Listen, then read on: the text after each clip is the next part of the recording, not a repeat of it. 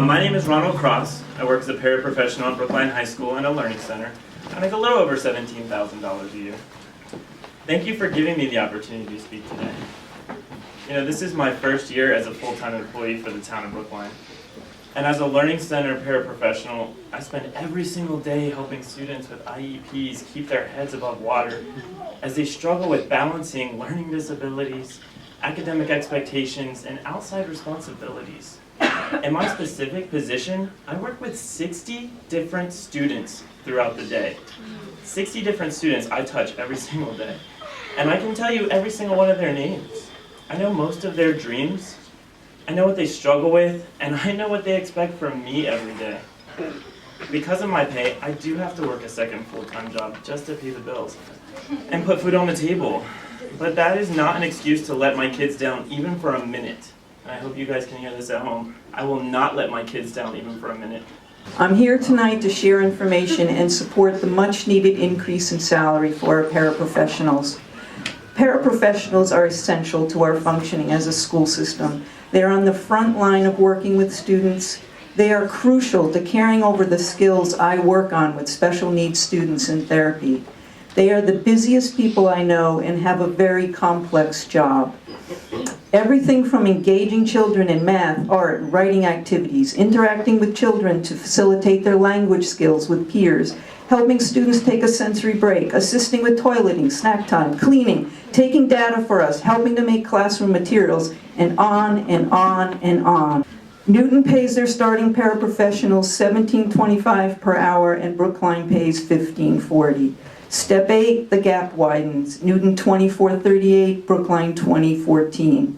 Step 14, Newton $34.71. Brookline, still $20.14 because we only have 8 steps. Wow. You do the math.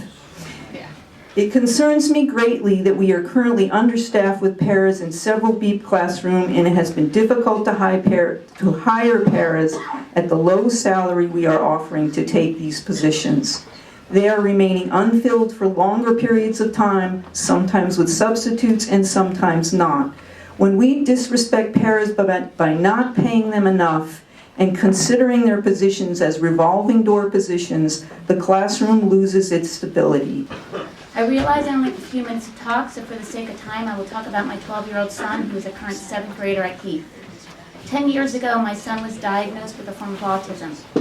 He was essentially nonverbal, and despite my best efforts, I was losing hope and terrified I was losing him. At the age of 3, he entered BEEP and was placed in a significant separate classroom for ASD children, where there was a one-to-one aide for each young child. Each day, these amazing paraprofessionals would greet him like they were meeting a movie star. Their affect, energy, care, compassion, and above all, patience encouraged him to move from his own world into ours. These paras were my own superstars. As my son slowly began to interact with his teachers, his specialists, his family, and over time, his words started to come out. It was my biggest dream that I would one day hear my son speak. And his paras, Rachel, Lauren, Sheila, Kelly, Katie, and Liz, cheered him on every step of the way, all the way into full inclusion 2 years later with aid support at Heath. It is at Heath where his aides have witnessed him make his first friends, build his first snowman, write his first book, land his first starring role in a play, get elected to student council. I could go on and on. Paras are often the lifeline between a student and his or her teacher and peers. Their days are not easy. Much of the time they are consoling students who are frustrated, sad, anxious, and friendless. These devoted individuals are people whose job it is to care for the most vulnerable students in our district, and yet they are treated by you as being insignificant, replaceable, removable. I believe it is your job, members of our school committee, to recognize these paras, observe them in action, appreciate them, celebrate them, and pay them a respectable amount. Otherwise, I fear we will lose the heart and soul of our special education team in Brookline. And the key word here is special. It takes a special person to care for a person who has special needs. And you cannot put a value on that. It's unreasonable that we expect our parents to do the work of 2, maybe even 3 teachers.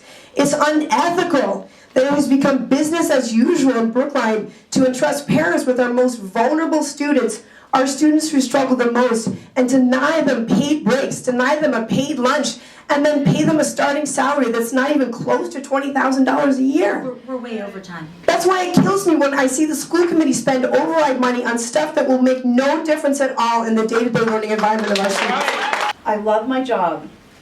We are educators. We are professionals. I am proud to work side by side with my teachers at Runkle.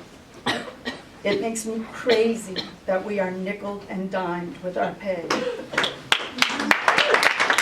To use Dr. Tatum's language from the other day, we are in the picture, but often feel invisible. Paraprofessionals are educators. We are professionals. Please pay us fairly for the important work that we do. And I know you've been hearing this a lot, and I know you guys are all discussed about us talking about the pay so much, but I have a request for you. And I'm calling it a request because I know you guys won't be able to do it. Live in our shoes. Live in our feet and take what we make, and how about you guys try to live what we live off of for a month, and then come back onto the table and decide what you want. This is a budget issue, and budget issues are about choices. We all know that. No one's hands are tied. When you have a budget, you have choices. And what we're really asking as a community, I'm not a teacher, I'm not a para, I'm a resident of Brookline and a parent, and I really care about this. And what you're hearing from us and all the people out there with yard signs and everything is make different choices, please. So I realize that money does not grow on trees, but I think that it is irresponsible governance, verging on the worst of, again, not to ding any political party, what we have seen in the last 36 years at the federal level, to say, well, we don't have enough money, so we can't pay the people. So what does that teach our kids? It teaches our kids that the people who work for you, well, you know, they kind of provide services. Is that going to raise them to be voters who are going to vote for progressive policies? Or is it going to leave them further in their bubble? And believe me, in this town, I'm hardly Daddy Warbucks compared to some people. But I recognize that part of the reason that we could be progressive is that we're also rather affluent, or at least a sizable chunk of us are. 30 seconds. If we can't do it, who's going to do it? If we can't provide this example, how are we supposed to go forward to other communities and say, the federal government needs to change again? We can't do that. So I'd like everyone at home to check out brooklineparents.org, where there are other, perhaps less exercised parents working with me to look at, well, what could we spend money on? What could we cut back on? And if under the new government at the top, the race to the top is going to become the race to the bottom, then maybe we need to relook at some of these tests that are associated with federal initiatives so that we don't end up polluting our otherwise progressive mindset any further. And we have money to pay the people who work with our children.